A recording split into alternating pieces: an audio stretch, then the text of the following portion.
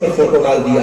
آپ جیسی کٹیہار اور پورنیہ کی کئی مسلمان لڑکیوں کو میں جانتا ہوں جو بہت فیمس ہیں, انسٹاگرام پر بہت فیمس ہیں, فیس بک کے اوپر بہت فیمس ہے. وہ اس کے پہلے جب ٹک ٹاک چلتا تھا ان کے ویڈیوز بڑے وائرل ہوتے تھے. مسلمان لڑکیاں ہیں اور چھوٹے چھوٹے کلپ بنا کر کے وہ شیئر کرتی ہیں.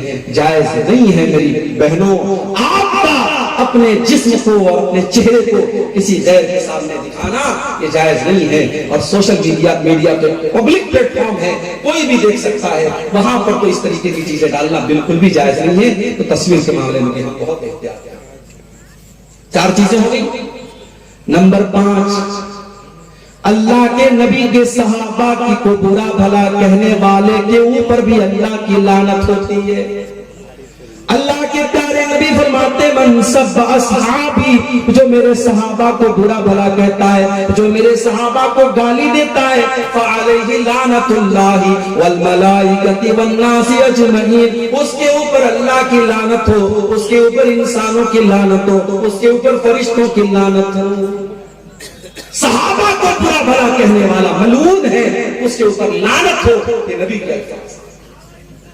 میرے پیارے ساتھیوں, قیامت تک کوئی جتنا بھی نیک اور متقی بن جائے, کوئی ایک صحابی کے پاؤں کی دھول کے برابر بھی نہیں ہو سکتا, کیونکہ صحابہ وہ لوگ ہیں جنہوں نے اللہ کے نبی کا دیدار کیا ہے, جنہوں نے اللہ کے نبی سے ملاقات کی ہے. ہم صحابہ کے برابر نہیں ہو سکتے, ہم صحابہ کے جیسے نہیں ہو سکتے. اور آگے اللہ کی لعنت کا حقدار بنانے والا ایک اور کام ہے رشوت لینا اور دینا. اللہ کے نبی فرماتے ہیں لعن اللہ الراشی والمرتشی, رشوت لینے والے پر بھی اللہ کی لعنت اور رشوت دینے والے پر بھی اللہ کی لعنت.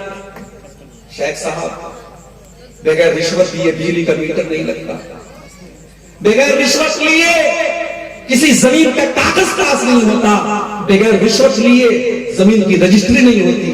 ٹھیک ہے, جہاں مجبوری ہے اور وہ کام ایسا ہے کہ آپ اگر رشوت نہیں دیں گے کام نہیں ہوگا, وہ الگ میٹر ہے. لیکن اپنے فائدے کے لیے رشوت دینا اور اپنی آسانی کے لیے رشوت دینا, وہ کام بغیر رشوت یہ ہو سکتا تھا, پھر بھی رشوت دے کے اپنا کام جلدی سے کرا لینا یہ غلط ہے.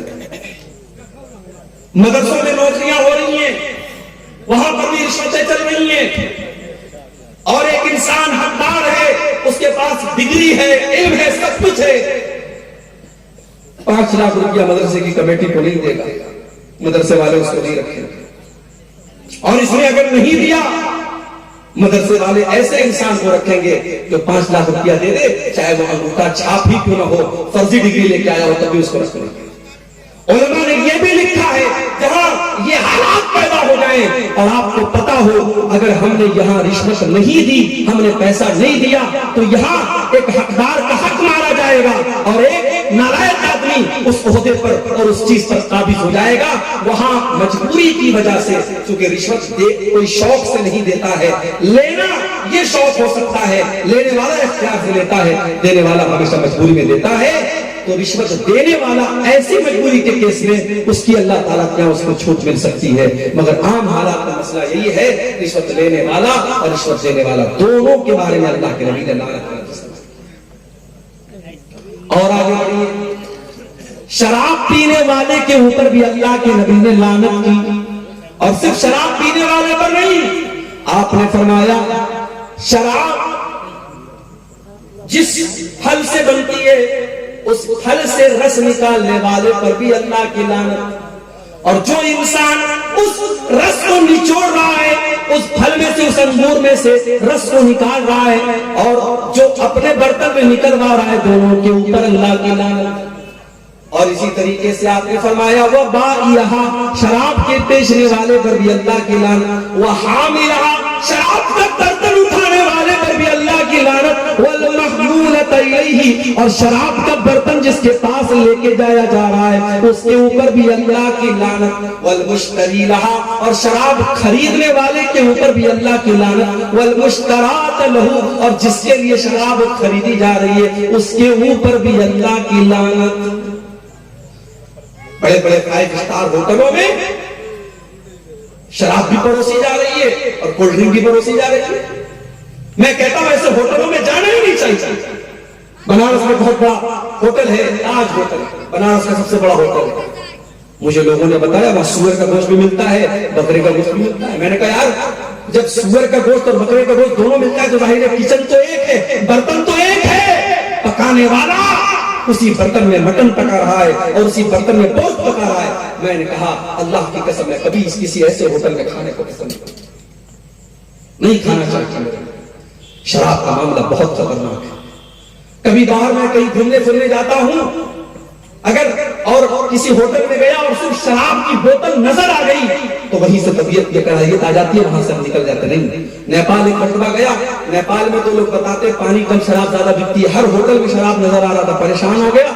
बड़ी मुश्किल से होटल मिला, एक इंडियन का होटल था, जैन का होटल था, वो बिल्कुल प्योर वेज होटल था और उससे बाहर निकला तो हमारे यहाँ शराब नहीं मिलती है। हम लोग दोस्त लोग थे, हम लोग उस होटल में जाके खाने का परहेज करना चाहिए मेरे भाई, बचना चाहिए। शराब पीना ही हराम नहीं है, शराब में किसी तरीके का सपोर्ट करना ये भी हराम है। और आगे बढ़िए नंबर 8 अल्लाह की लानत का हकदार बनाने वाला 8वां काम, लान अल्लाहुल मुतशब्बिहीन बिर्रिजाल मिनन निसा।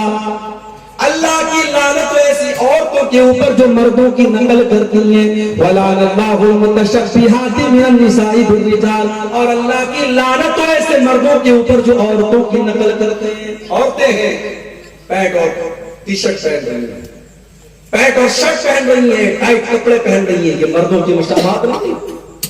छोटे छोटे बाल कटवा के ऐसा लग रहा है कोई मर्द जा रहा है।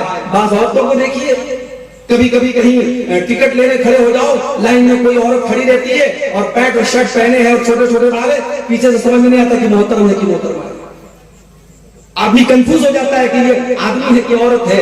ऐसी औरतों पर लानत की अल्लाह के रसूल, और ऐसे मर्दों के ऊपर भी अल्लाह की लानत हो जिनको बस लिपस्टिक लगाना बाकी है। हिजड़े तो ऐसे ही बन गए, दाढ़ी वाड़ी तो बिल्कुल साफ है और बाल भी माशाल्लाह बाल लड़कों के देखो तो काफी बड़े बड़े रहते हैं।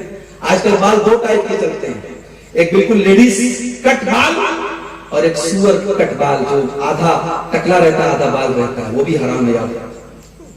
तो ये 2 टाइप के बाल भी हमारा नौजवान रखता है। बाज नौजवानों को देखता हूँ कानों में बाली भी पहने रहते हैं, कानों में भी छेद करवाए रहते हैं, कहते फैशन है मोदी साहब, सोने की चैन भी गले में डाला हुआ, फैशन है मोदी साहब। अभी ये फैशन आया है, कल लिपस्टिक का फैशन आएगा, लिपस्टिक भी लगाएगा ये, परसों फैशन आएगा नेल पॉलिश लगाओ, ये नेल पॉलिश भी लगाएगा। अल्लाह की लानत है ऐसे मर्दों के ऊपर जो औरतों की मुशाबहत इख्तियार करते हैं, जो औरतों की तरह बातचीत करते हैं। और बात लड़कों के अंदर मैंने देखा बचपन से अगर वालिदैन कंट्रोल नहीं करते, औरतों के अंदाज में बातचीत करते हैं तो बड़े होने के बाद औरतों जैसी सिफात पैदा हो जाती है। मर्द को मर्द ही रहना चाहिए मेरे भाई, उसके अंदाज और उसको कपड़े। बात हमारे रिश्तेदारों में हमने एक जगह देखा, एक लड़की थी बचपन से उनको उसको उसके बारे में लड़के का कपड़ा पहनाते थे। आज वो लड़की 20 साल की हो गई, माँ बाप चाहते हैं लड़की सलवार समीज पहने, लड़की औरतों का कपड़ा पहने, मगर बचपन से उसको लड़कों का कपड़ा पहनाया है। आज 20 साल की लड़की होगी, आज भी वो लड़कों का कपड़ा पहनती है, तो ये जायज नहीं है मेरे भाई, अल्लाह के नबी ने लानत की।